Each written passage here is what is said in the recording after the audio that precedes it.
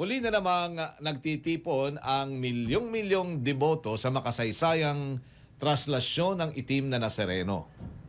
Sa bawat takbang ng prosesyon, sa bawat pag-abot ng panyo sa imahe, nakikita natin ang tibay ng pananampalataya ng simpleng Pilipino. Ayun yung nakita natin sa ulat ni Jesus Valdez. Magandang kalusugan at makapagtapos po naman ng pag-aaral, mga kaabante. Hindi ito basta paglalakado sa kalsada o matulugo ng magdamagho doon.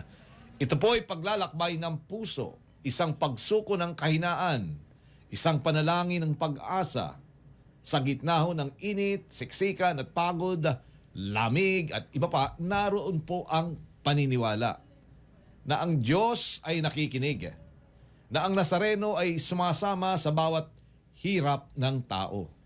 Kung tutuusin, marami sa mga deboto ay manggagawa, jeepney driver, tindera, estudyante at iba pang mga galing sa pinakamababang laylayan po ng lipunan. Wala po silang marangyang buhay, ngunit dala nila ang kayamanang hindi matutumbasan, ang pananampalatayang hindi po kayang bilhin ng salapi.